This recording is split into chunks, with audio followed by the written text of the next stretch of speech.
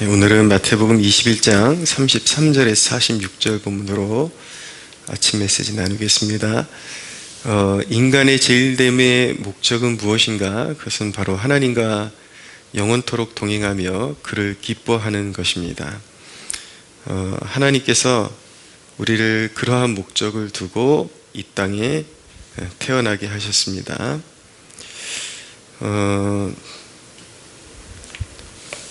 오늘 본문에 보면은 이제 하나님께서 우리에게 기대하시는 바를 한 비유로 이렇게 말씀하고 계신데, 바로 우리 주님 예수님의 입술을 통해서 우리에게 주신 비유의 말씀이죠.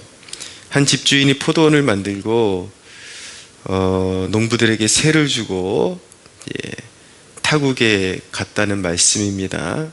근데 이제 열매를 거둘 때가 가까워서 그 열매를 받으려고 자기의 종들을 이제 세를 주고 간 농부들에게 이제 보낸 것입니다. 이 말씀은 무엇이냐면, 하나님은 우리 삶 가운데 좋은 열매들을 기대하고 계신다라는 말씀입니다. 근데 좋은 열매를 맺으려면은 우리 인간의 본질을 알고 우리 인간의 상태를 깨닫고 회개에 들어가야, 회개를 통과해야 열매를 맺을 수가 있습니다. 그러나 그 회개라는 것이 단순히 내가 잘못했습니다 라는 정도가 아니라, 우리가 좋은 열매 맺기 위해서는 우리의 본질이 바뀌어야 되는데, 그러려면은 하나님의 아들이신 예수 그리스도를 영접하여서 죄사함 받고, 그리고 삶의 모든 순간에 하나님의 말씀을 우리 삶의 기준으로 알고 말씀에 순종하여서 열매 맺게 되는 것입니다. 그러나 안타깝게도 오늘 이 비유에 나타나는 그 말씀은, 그 내용은, 유대인들은 가장 하나님의 큰 축복을 받았던 유대인들, 하나님의 택함 받은 그 민족이었죠. 근데 그들은 그렇게 열매를 받기 위해서, 열매를 요구하기 위해서 왔던 선지자들, 그리고 하나님의 이제 독생자를 보내주시겠다, 하나님의 메시아를 보내주시겠다라는 그 하나님의 말씀을 끝끝내 받아들이지 않았고, 마침내 하나님께서 그 아들을 보내주셨음에도 불구하고 유대인들은 그 아들을 짓밟고 십자가에 못 박아서 죽이고 말았던 것입니다. 그래서 그들은 결국은 죄 가운데 살다가 결국은 영원한 심판을 자초하는 신세가 되어버린 것이죠. 자, 혈통적 유대인이 유대인이 아니다, 그 영혼의 그 본질, 그 본성이 거듭나서 새로운 본성을 받아야 이제 열매 맺는 하나님의 친백성이 되는 것인데, 그들이 혈통적으로 유대인이라는 그곳에 머물러 있었기 때문에 그들은 이 놀라운 변화의 축복을 누리지를 못했던 것입니다. 우리 가운데서도 기독교 가정에서 태어났다, 믿음의 가정에서 태어났다라는 것이 하나의 또 하나의 그런 선민의식이 되어서 자기 자신에게 그런 진정한 영적인 변화가 일어나지 않았음에도 불구하고 나는 그리스도인이다 라고 믿고 살아가는 사람들이 있을 줄로 압니다. 그러나 그렇게 해가지고는 결코 하나님 나라를 유업으로 얻을 수 없고 천국에 들어갈 수 없다라는 사실을 깨달아야만 하는 것입니다. 여러분은 그리스도를 모셨습니까? 여러분에게 그리스도를 왕으로 삼으셨습니까? 요즘 코로나 시대가 되면서 더 극명하게 이런 자신이 그리스도인이라고 정체성을 밝히고 있지만 사실은 열매는 그리스도인의 열매가 전혀 아닌 그런 사람들을 어렵지 않게 발견하게 됩니다.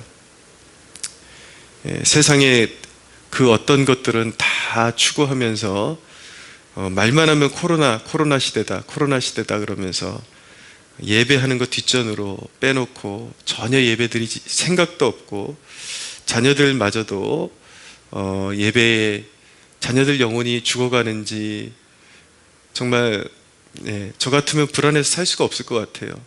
진정으로 천국과 지옥이 있음을 믿는다면은 맨정신으로 살 수가 없을 것 같습니다. 우리 아이들이 이러다가 영혼에서 떨어지는 것 아닌가, 완전히 하나님 곁에서 떨어져 나가는 것 아닌가.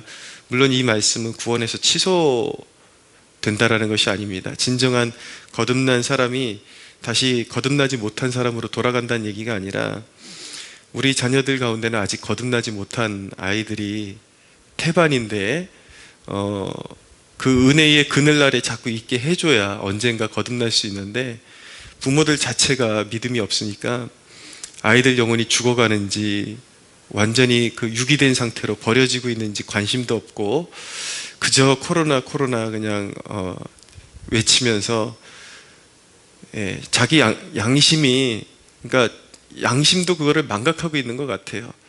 모든 것, 세상의 모든 것은 다 할 수 있으면서 직장도 다니고 의식주에 관한 그 모든 것들은 활동을 하는데 예배만큼은 안 된다라고 생각하고 살아가는 사람들이 어찌나 그렇게 흔한지요. 그러면서도 본인이 그리스도인이라는 정체성을 가지고 있단 말이에요. 본인이 믿는 자다라고 그렇게 생각하고 있단 말이에요.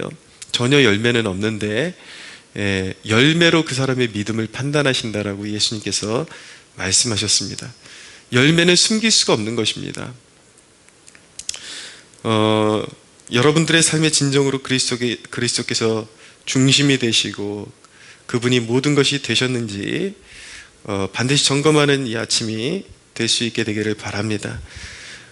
정말 모든 삶이, 여러분들의 삶의 모든 영역이 하나님이 받으실 만한 열매가 되고 있습니까? 입만 열면 습관적으로 거짓말하고 아직도 그런 변화받지 못한 본성을 가지고 살아가고 있지는 않습니까? 시간 속에 하루 종일 세상에서 바쁘게 살아가지만 한순간도 주님 앞에 무릎 꿇고 앉을 틈이 없는 그러한 삶을 살아가고 있지는 않습니까? 세상 사람들하고의 그런 교제 그리고 수다 떨 시간들은 너무나도 많지만 한순간도 성경 앞에 앉아서 성경에 집중할 시간은 전혀 갖고 있지 않지는 않습니까?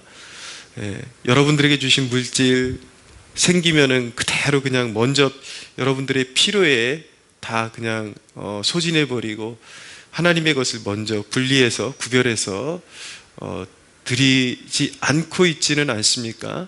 모든 것이 여러분들 자신, 내 자아가 중심이 되어서 왕노릇하고 전혀 그리스도께서 왕 되실 틈이 없는 그러한 삶을 살고 있지는 않습니까?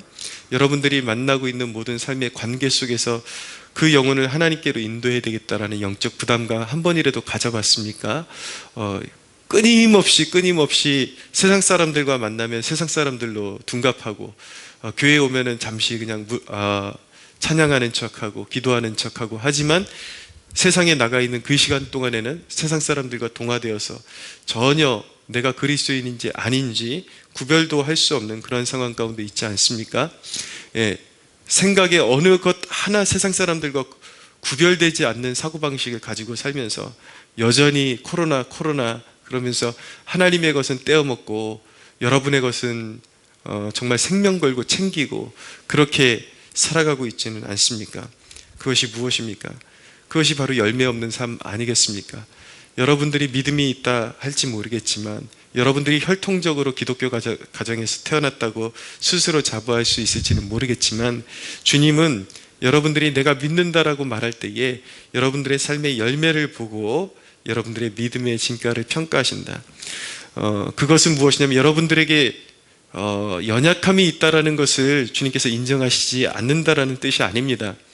여러분들 안에 그 갈망을 가지고 여전히 실수가 있음에도 불구하고 여전히 부족함이 있을 수 있지만 여러분들의 기본적인 성향이 어느 쪽을 향하고 있느냐, 노력함에도 불구하고 우리의 삶 가운데 얻어지는, 그렇게 일어나는, 그리고 발견되는 연약함, 실수들, 이런 것들은 우리 주님께서 그런 것들은 그대로 우리를 용납하시고 받아주시고 또 기회를 주시고 회개의 기회를 주시지만 열매 없는 삶, 아예 여러분들의 삶 가운데, 의식 가운데, 가치관 가운데 주님 뜻대로 살고자 하는 그 마음과 의중이 전혀 없는 그 삶에는 여전히 하나님의 진노가 머물러 있다는 사실을 한순간도 잊지 말아야 하는 것입니다. 진정으로 거듭나야 하고 진정으로 회심을 갈망해야 되는 그러한 상태인 것이죠.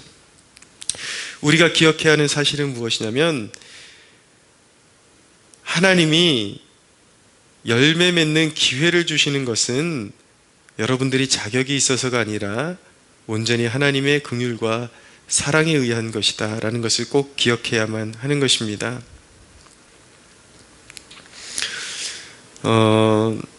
하나님이 주시는 기회를 거절하게 될 때에 사람들이 착각하는 것은, 사람들의 태도는 나 아니면 별 수 있겠어, 그런 태도로 살아가는 것 같지만, 하나님이 주시는 축복의 기회를 거절할 때에 하나님이 축복하실 만한 종들은 얼마든지 있다라는 사실을 기억해야만 하는 것입니다. 하나님은 내가 그 축복받을 만한 그릇이 안 되고 그 기회를 걷어차버리면 하나님께서는 그 축복을 쏟아부을 만한 그런 종들이 얼마든지 하나님께는 예비되어 있다, 당신의 마음을 두드리고 하나님께서 마음 문을 열라고 말씀하시는 것은, 그리스도께서 여러분들의 마음 문 앞에서 계속 두드리고 계신 것은 여러분들이 특별한 어떤 자격이 있어서도 아니고 하나님 편에서 아쉬워서도 아니고 한없는 긍휼로 기다려주시는 것이다 라는 것을 한순간도 잊지 말아야 하는 것입니다. 농부들이 자격이 안 되고, 물론 제가 말씀드리는 자격이라는 것은 인간이 갖춘 구원받을 만한 어떤 자격이 있다라는 말씀이 아니라 그 구원의 초청을 거절하는 그러한 태도를 말하는 것입니다. 농부들이 그런 태도를 가지고 있을 때에 열매를 바칠 만한 다른 농부들에게 그 땅을 주신다라는 것을 오늘 말씀이 말씀하고 있죠. 43절에 보니까, 그러므로 내가 너희에게 이르노니 하나님의 나라를 너희는 빼앗기고 그 나라의 열매 맺는 백성이 받으리라 라고 말씀하고 있습니다. 네, 하나님 앞에서 튕기는 그런 자세를 갖지 말고 적극적으로 나에게 하늘문을 열어주십시오, 그리고 하나님 나라의 축복을 허락해 주십시오, 그렇게 하나님 앞에 나아갈 수 있는 여러분들 되시기를 바랍니다. 그리스도는 깨뜨리시는 돌입니다. 44절을 보십시오. 이 돌 위에 떨어지는 자는 깨어지겠고 이 돌이 사람 위에 떨어지면 그를 가루로 만들어 흩으리라 하시니 라고 말씀하고 계신데, 완고한 자 위에 그리스도께서 떨어지면 그를 가루로 만들어 버리십니다. 이 말씀은 아무리 완고한 자도, 아무리 권세 높은 자도 주께서 집어서 영원한 심판의 불에 던지실 수 있다, 그렇게 하신다라는 말씀을 이렇게 표현하고 있는 것입니다.